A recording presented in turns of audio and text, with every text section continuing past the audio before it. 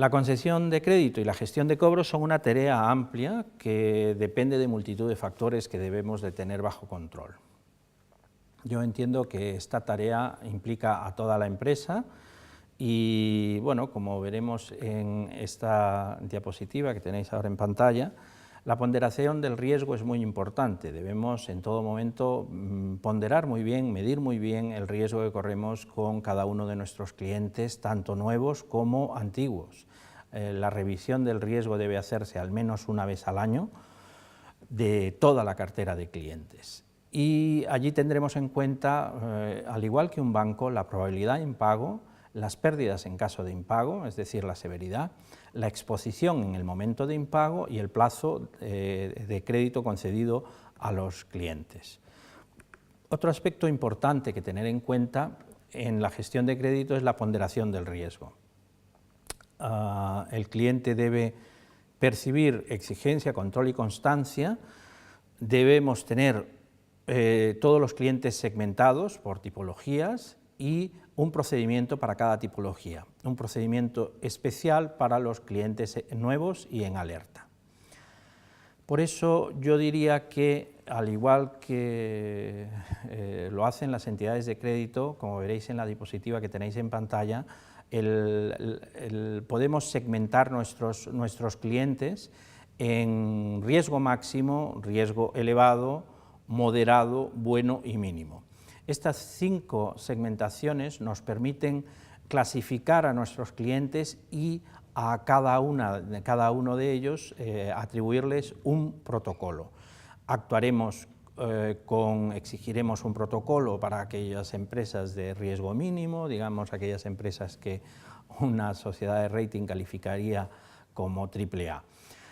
Tendremos un procedimiento un poquito más complejo para los clientes buenos, un procedimiento que contemple incluso unas condiciones de pago especiales, segmentando los clientes no desde el punto de vista comercial, sino desde el punto de vista del riesgo que suponen. Las principales causas que generan morosidad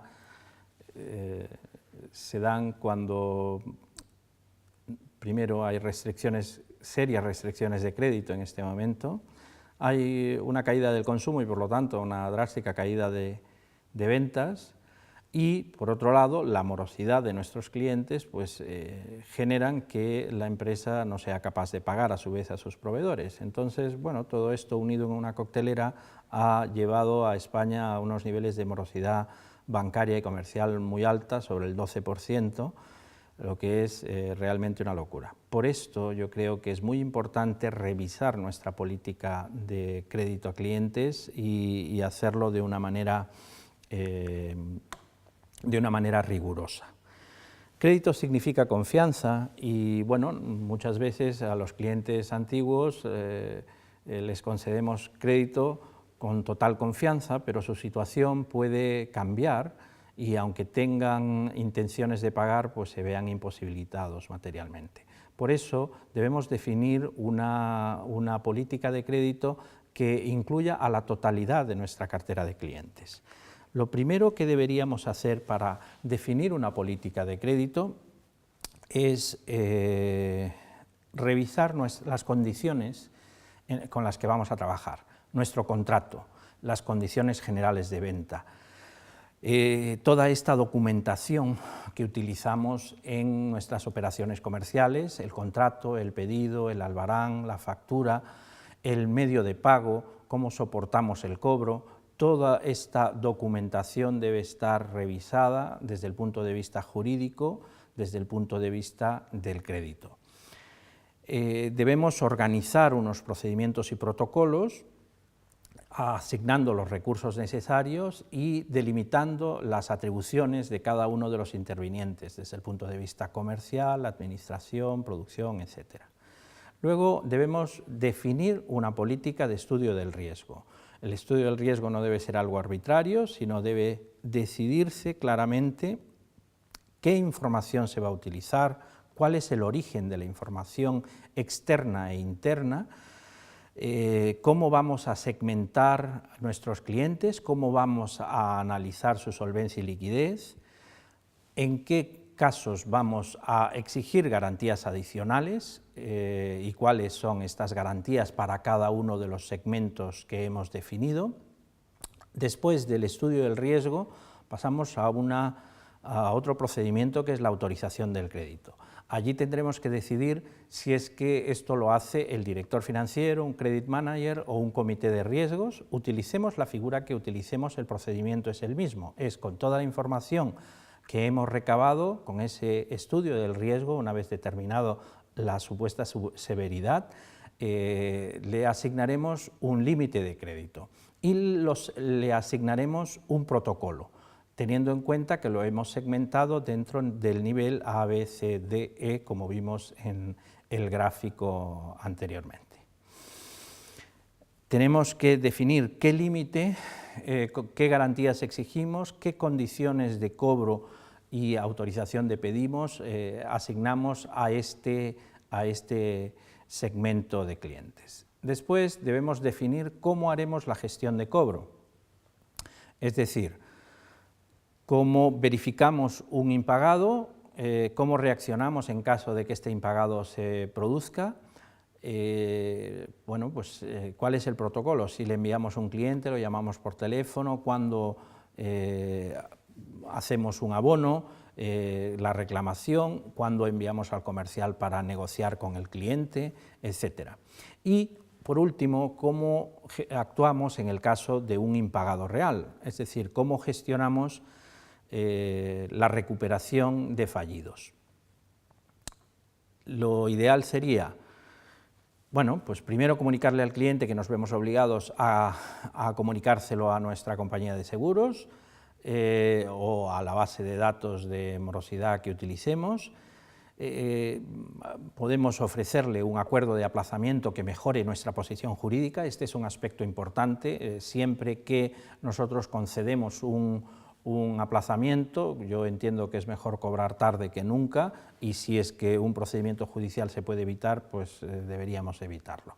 Por lo tanto, lo ideal sería cambiar un alargamiento en el plazo, unas facilidades de pago, por una revisión y mejora de nuestra posición jurídica. Si como resultado de esta negociación yo le doy al cliente 6 meses más para pagar, pero a cambio él me da una letra avalada o un reconocimiento de deuda o un pagaré a la orden, pues mi posición será muchísimo mejor.